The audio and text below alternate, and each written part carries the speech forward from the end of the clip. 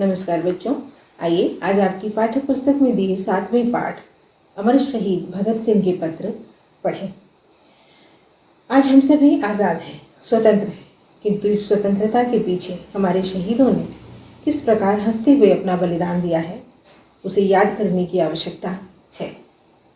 प्रत्येक वर्ष 15 अगस्त को हम आज़ादी का जश्न मनाते हैं, किंतु यदि हम उन्हें सच्चे हृदय से याद करें तो हमें शायद एक दिन यह जश्न मनाने की आवश्यकता न हो। वर्ष का प्रत्येक दिन हमारे लिए त्योहार बन जाए। स्वतंत्रता संग्राम में लड़ने वाले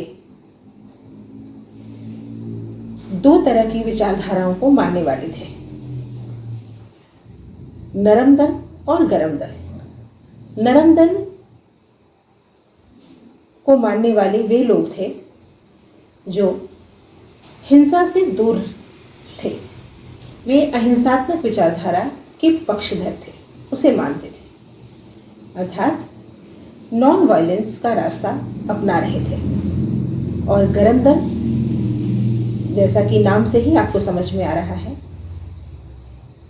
जो व्यक्ति गरम दल का साथ दे रहे थे या गरम दल में थे या गरम दल की विचारधाराओं से प्रभावित थे, वे हिंसात्मक विचारधारा को साथ लेकर चल रहे थे। जहां एक ओर नरम दल वालों का मानना था कि बिना हथियार उठाए हम अपनी आज़ादी को पाएंगे, वहीं दूसरी ओर गरम दल वालों का मानना था कि जब तक हम आज़ादी के रास्ते में अपना खून नहीं बहाएंगे, हमें आज़ादी नहीं मिलेगी। शहीद भगत सिंह भी गरम दल की विचारधारा के समर्थक थे। अंग्रेज भारत में आ चुके थे। भारत लगभग 300 से अधिक वर्षों तक उनका गुलाम रहा। जहां एक ओर अंग्रेज फूट डालो की राजनीति कर रहे थे, वहीं दूसरी ओर कहीं ना कहीं वे भारतीयों की मानसिकता से डरे हुए भी थे। इसीलिए उन्होंने एक घोषणा करवाई थी, या फिर हम यूँ कहें कि आए दिन वे नई नई घोषणाएं करवाते थे, जिनमें से उनकी एक घोषणा कुछ ऐसी थी कि यदि कुछ लोग साथ में सभा करते हुए पकड़े जाते हैं तो उन सभी को जेल की सज़ा होगी, क्योंकि उन्हें डर था कि शायद भारतीय एकजुट होकर उन्हें भारत से भगाने का षड्यंत्र न रच डालें। भगत सिंह उन लोगों में थे जो उनकी घोषणाओं से, उनकी सूचनाओं से किसी भी प्रकार भयभीत नहीं होते थे। इसी तरह के किसी एक कार्यक्रम में भगत सिंह पकड़े गए, उन्हें जेल की सज़ा हुई। जेल से उन्होंने अपने भाई और अपने मित्र के नाम 2 पत्र लिखे। यहाँ इस पाठ में उन्हीं दोनों पत्रों की बात है। भगत सिंह को फांसी की सज़ा भी हुई। इनमें से एक पत्र में उन्होंने अपनी सज़ा का भी जिक्र किया है। आइए पढ़ते हैं कि उन्होंने अपने पत्र में क्या लिखा है।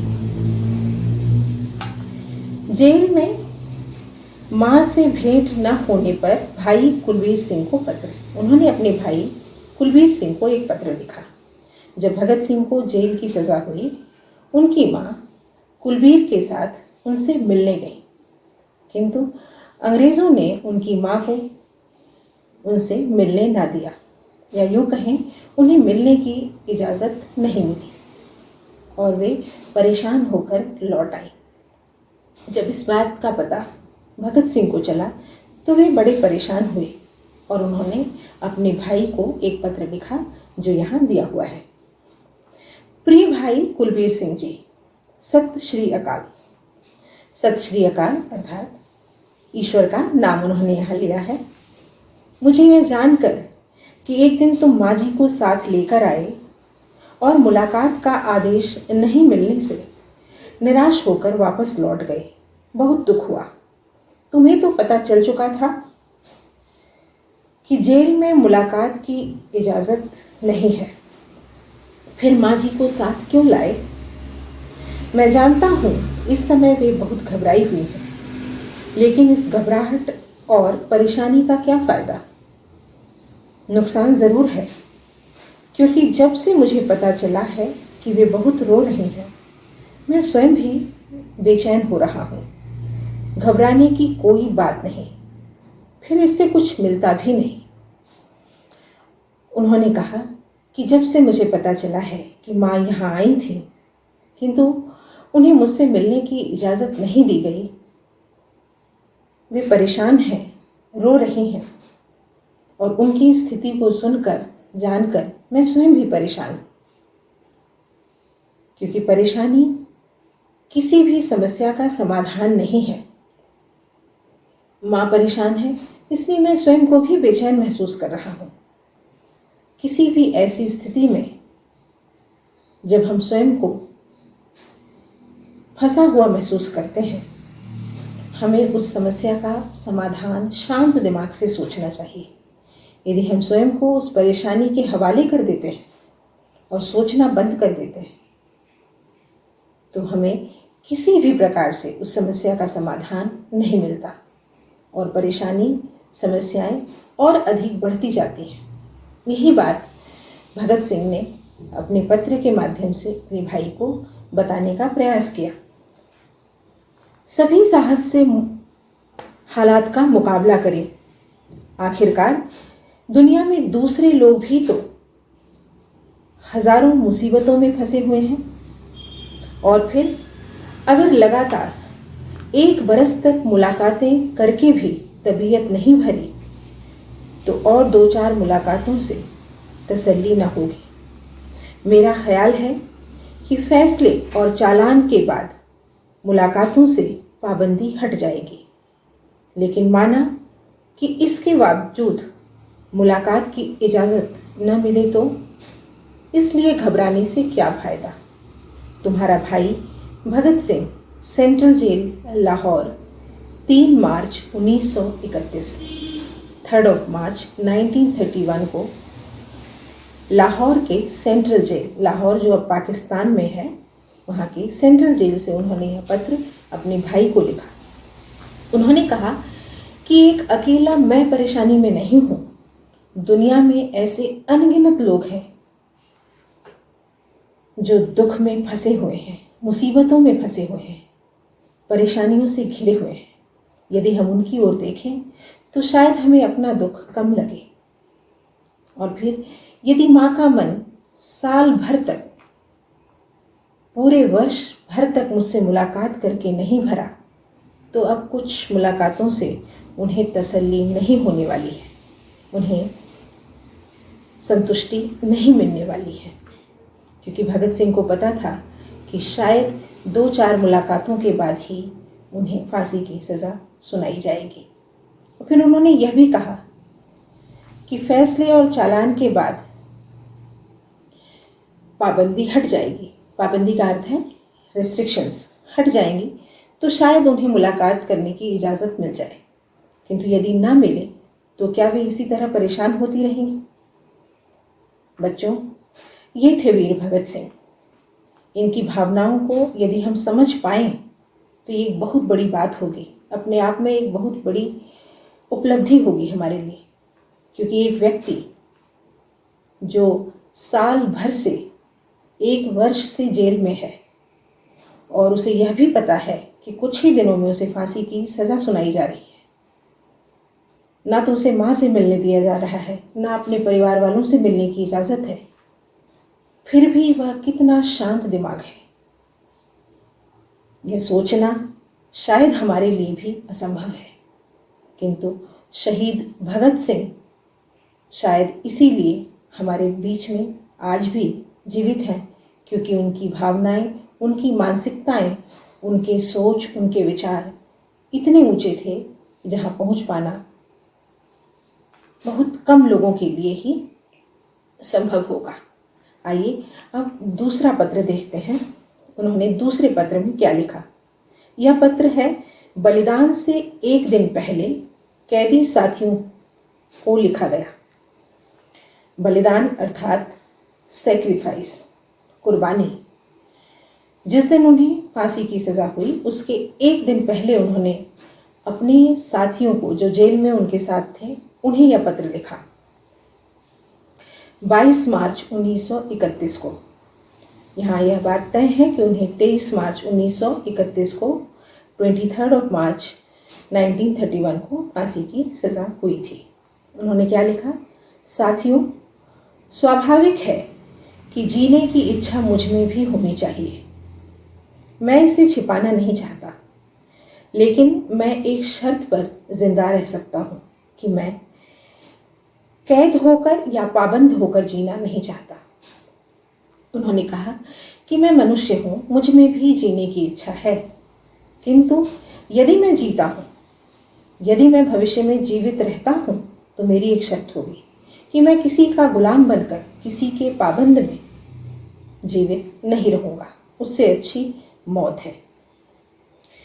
मेरा नाम हिंदुस्तानी क्रांति का प्रतीक बन चुका है और क्रांतिकारी दल के आदर्शों और कुर्बानियों ने मुझे बहुत ऊंचा उठा दिया है।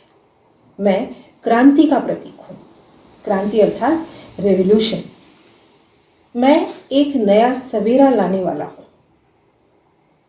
मेरा नाम उन लोगों में लिया जाएगा जिन्होंने क्रांति को, देश की आज़ादी के संघर्ष को नई दिशा दी। इस तरह से मेरा नाम दुनिया के इतिहास में ऊंचा उठा हुआ है, इतना ऊंचा कि जीवित रहने की स्थिति में इससे ऊंचा मैं हरगिज नहीं हो सकता। उन्होंने कहा कि मेरा नाम इतना ऊंचा हो चुका है कि यदि अब मैं अपने बलिदान के रास्ते को छोड़ करके जिंदा रहने का मोह रखता हूँ, जीवित रहता हूँ, तो मेरा नाम शायद इतना ऊंचा ना हो पाए। आज मेरी कमजोरियां जनता के सामने नहीं हैं। अगर मैं फांसी से बच गया तो वे जाहिर हो जाएंगी और क्रांति का प्रतीक चिन्ह मध्यम पड़ जाएगा या संभवतः मिट ही जाए। लेकिन दिलेराना ढंग से हंसते हंसते मेरे फांसी चढ़ने की सूरत में हिंदुस्तानी माताएं अपने बच्चों को भगत सिंह बनने की आरजू किया करेंगी। वे कहते हैं कि आज मेरे अंदर की जो भी कमजोरियां हैं वे जनता के सामने नहीं हैं। जनता मुझे वीर भगत सिंह के नाम से जानती है, किंतु यदि मैं जीवित रहने का मोह रखता हूं तो फिर मेरी कमजोरियां भी लोगों के सामने आ जाएंगी।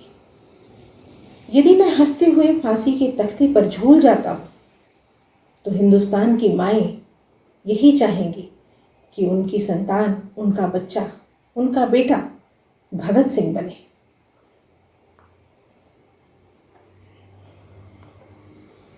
और देश की आज़ादी के लिए कुर्बानी देने वालों की तादाद इतनी बढ़ जाएगी कि क्रांति को रोकना साम्राज्यवाद या तमाम शैतानी शक्तियों के बूते की बात नहीं होगी।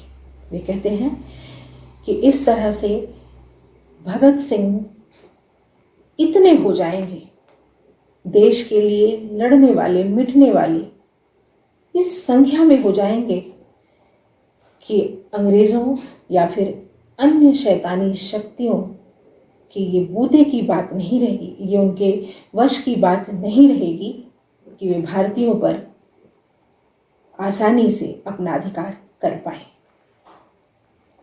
हाँ, एक विचार भी मेरे मन में आता है कि देश और मानवता के लिए जो कुछ करने की हसरत मेरे दिल में थी, उनका 1000वां भाग भी पूरा नहीं कर सका। अगर स्वतंत्र जिंदा रह सकता तब शायद इन्हें पूरा करने का अवसर मिलता और मैं अपनी हसरत पूरी कर सकता। वे कहते हैं कि मेरे मन में तमाम इच्छाएं थीं, अपने देश के लिए, अपने राष्ट्र के लिए बहुत कुछ करने की चाह थी, किंतु मरने की स्थिति में, मरने की सूरत में यदि मैं फांसी पर चढ़ जाऊंगा तो मैं उनका 1000वां भाग में पूरा नहीं कर पाऊंगा। उसका 1000वां हिस्सा भी मैं पूरा नहीं कर पाऊंगा, किंतु यदि स्वतंत्र होकर जी पाता तो शायद मैं अपनी इच्छाओं को अवश्य पूरी करता। इसके सिवाय मेरे मन में कभी कोई लालच फांसी से बचने का नहीं आया। वे कहते हैं कि मेरे मन में यदि कभी फांसी से बचने का लालच आया तो सिर्फ स्वतंत्र रहने की शर्त पर, जब मैं अपनी हसरतें पूरी कर सकता था। किंतु यदि मैं स्वतंत्र नहीं हूं तो मुझे फांसी से बचने का कोई लालच नहीं है। मुझसे अधिक सौभाग्यशाली कौन होगा? वे कहते हैं कि मुझसे अधिक भाग्यवान सौभाग्यशाली कौन है। यहाँ सौभाग्यशाली का अर्थ है फॉर्चुनेट, लकी। आजकल मुझे स्वयं पर बहुत गर्व है। वे अपने आप पर गर्व करते हैं। ऐसे बहुत कम ही लोग होंगे जो स्वयं पर गर्व कर पाए। दिखावा सब कर सकते हैं, देशभक्ति का दिखावा हम सभी कर सकते हैं, किंतु हम कितने देशभक्त हैं यह हम अपनी आत्मा से पूछें। भगत सिंह उन लोगों में थे जिन्हें स्वयं पर गर्व था, जो निष्पाप निश्चल रूप से देश के प्रति समर्पित थे, और इस बात को वे खुद भी जानते थे। वे कहते हैं, अब तो बड़ी बेताबी से अंतिम परीक्षा का इंतजार है। अंतिम परीक्षा अर्थात फांसी की सज़ा, इसे वे परीक्षा का नाम देते हैं। उन्हें भय है कि पता नहीं क्या हो, कहीं मेरे मन में एक क्षण के लिए भी उस सज़ा से बचने का ख्याल ना आ जाए। किंतु ऐसा हुआ नहीं। वे हंसते हुए फांसी के तख्त पर झूल गए। कहते हैं, कामना है कि यह और नज़दीक आ जाए, मेरी फांसी की सज़ा और नज़दीक हो जाए, ताकि मैं हर प्रकार की दुविधा से, हर प्रकार की कन्फ्यूज़न से बच जाऊं, निश्चिंत हो जाऊं कि मैं देश के प्रति समर्पित हो रहा हूं। आपका साथी भगत सिंह। इस प्रकार की विचारधाराओं को मानने वाले हमारे शहीद और ऐसे सपूतों से सजी हमारी यह धरती, निस्संदेह हम सभी को अपनी इस धरती पर, अपने सपूतों पर, अपने सैनिकों पर हृदय से गर्व करना चाहिए और वर्ष के प्रत्येक दिन को 15 अगस्त का दिन समझकर शान से और मान से मनाना चाहिए। धन्यवाद बच्चों।